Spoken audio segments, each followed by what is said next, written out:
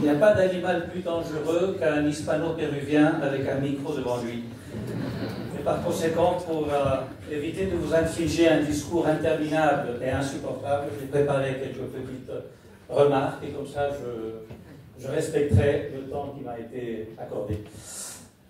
Monsieur le Président de la Maison de l'Amérique latine, Monsieur l'ambassadeur du Pérou, Monsieur l'ambassadeur de l'Espagne, Monsieur le directeur de l'Institut Cervantes, Monsieur le Président des éditions Gallimard, cher Antoine, Monsieur le secrétaire perpétuel de l'Académie française, cher et admiré Amin Malouf, Monsieur le ministre, cher Manuel, son épouse, chère Susanna.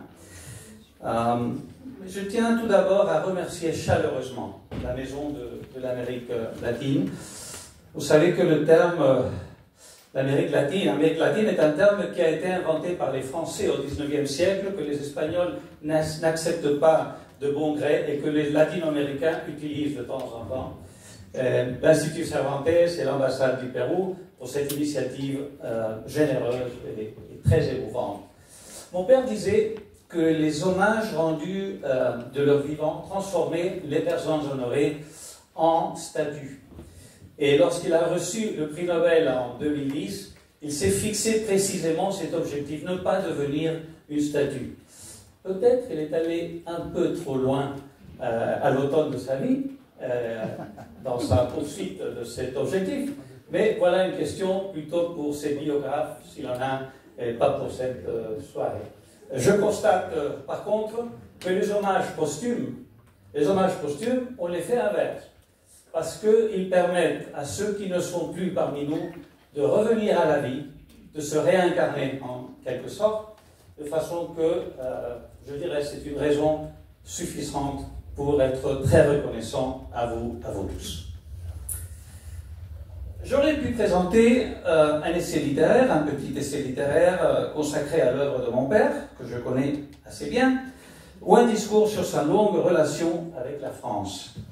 Mais il a déjà fait de manière exhaustive lors de son discours de réception à l'Académie française, et d'autres l'ont déjà fait ce soir ici, et le feront, j'imagine, lors de la table ronde qui mettra fin à cette cérémonie. J'ai pensé qu'il serait plus précieux de partager avec vous aujourd'hui quelque chose de plus intime et personnel. Un instant de sa vie que seuls nous, membres de sa famille, connaissons, car nous l'avons vécu avec lui. Ce que je souhaiterais vous dire ce soir dans cette belle cérémonie n'a donc jamais été publié ni raconté ailleurs. Vous serez en quelque sorte les premiers à en être les témoins, les premiers à recevoir ce fragment inédit de l'histoire de Mario Vargas Llosa. Les dernières semaines de sa vie ont été très difficiles, car il souffrait de troubles cognitifs et ses forces physiques et ses défenses immunitaires s'étaient considérablement affaiblies.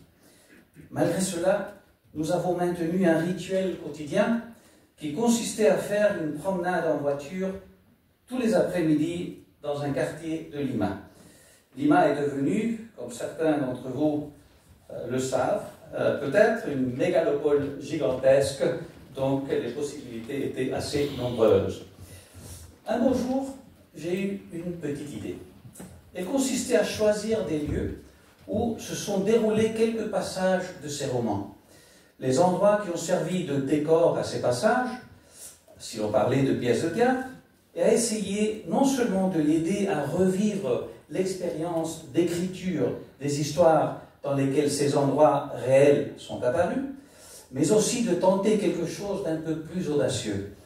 Lui faire sentir qu'il était lui-même un personnage de ces romans qui se retrouvait dans ces endroits qu'on était en train de visiter. Et pour ce faire, je commençais par lui raconter brièvement, pendant le trajet vers ces lieux disséminés dans toute la ville, l'essentiel de chaque roman, puis lui narrer les événements de ce roman qui s'y sont déroulés. Et à m'en juger par ses réactions, j'ai tendance à penser qu'il s'en souvenait un peu, au moins un tout petit peu, et que les épisodes liés au lieu de nos promenades lui revenaient partiellement en mémoire. C'est ainsi que nous donnions un sens fictif à ces endroits. Je n'ose pas affirmer de façon définitive qu'une fois sur place, il se transformait mentalement en l'un de ces personnages. On ne le saura jamais. Mais il y a des petits moments où j'aurais juré que ce fut le cas. Cela nous rappelle deux choses sur lui. Premièrement, la fiction a toujours été pour Mario Vargas Llosa la vie. Je ne dis même pas sa vie, mais la vie tout court. Et deuxièmement, il a toujours considéré la fiction comme une sorte de revanche contre les limites de l'existence humaine, car à travers elle, c'est-à-dire à travers la fiction, on brise, on casse les limites de notre existence et on remodèle à sa guise le monde qui nous entoure. C'est pour cela qu'il aimait tant le théâtre, qui était pour lui bien plus qu'un genre d'écriture. Il en fit une composante de sa vie à un âge très avancé, lorsqu'il s'est mis à jouer dans plusieurs de ses pièces de théâtre. La dernière fois qu'il est monté sur scène, il approchait de ses 80 ans. Transformer la vie en fiction, c'est précisément ce que nous avons essayé de faire au cours des dernières semaines de sa vie, en visitant des prisons, des bars, des coins de rue, des cachets, des bâtiments abandonnés, des endroits où il pouvait se remettre à écrire et être lui-même, en quelque sorte, une création fictive, fruit de son imagination. Pour quelqu'un qui a passé une grande partie de sa vie à imaginer, c'est-à-dire à donner vie à un monde entièrement né de son pouvoir créateur, bien sûr avec des éléments tirés de sa mémoire et de son expérience, mais en fin de compte essentiellement avec son imagination créatrice, il était très cohérent de passer ainsi les derniers jours de sa vie. Pourquoi? Parce que sa fin a été consacrée à la fiction, mais aussi déterminée par la fiction, en quelque sorte dictée par la fiction. Et cette relation entre la mort et la fiction, plutôt entre l'antichambre de la mort et la fiction, n'aurait certainement pas déplu à mon père s'il avait été pleinement conscient de ce qui lui arrivait. Je pense que cela reste une heureuse et ironique coïncidence, même si à un certain moment ce fut dur pour sa famille. Pour finir, et c'est là que tout cela rejoint la France, je dirais que lors de ces promenades, il s'est produit à plusieurs reprises quelque chose de surprenant. Sans raison particulière, sans justification apparente, il se mettait soudain à parler français. On était à Lima. Parfois, il conversait en français avec son infirmier vénézuélien, qui était naturellement très surpris et ne comprenait rien de ce qu'il lui disait. Parfois, il parlait tout seul en se remémorant un passage de sa vie. Parfois, il récitait un vers. Parfois, il me posait des questions. Mais il n'y avait aucune raison pour qu'il le fasse en français. Cela arrivait simplement. Quelquefois, il était même pris par une envie surprenante de donner de brèves leçons de la langue de Molière à ses infirmiers qui l'écoutaient avec émerveillement, sans comprendre un mot à ce qu'il leur disait. Et l'avant-dernier jour de sa vie, alors que je lui lisais des textes littéraires dans différentes langues, il était évident qu'il était particulièrement ému d'entendre des vers en français, notamment ceux de Baudelaire, Hugo, Rimbaud, Mallarmé, Valéry, Aragon, etc.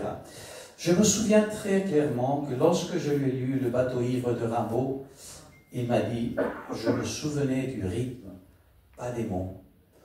Ce qu'il m'a dit est tout à fait logique, car apparemment la dernière chose que l'on perd à l'approche de la mort est la sensibilité musicale.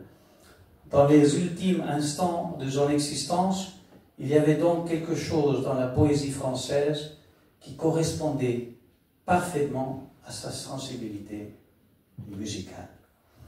Tout cela pour dire que les derniers actes de sa vie avaient l'intention de rendre à la France, par des émotions littéraires comme celles que j'ai mentionnées, tout ce qu'il lui devait. Et ce soir, cet hommage touchant que vous avez organisé à mon père est la consécration de cet amour réciproque entre lui et la patrie de ses maîtres littéraires. Merci beaucoup. Bravo.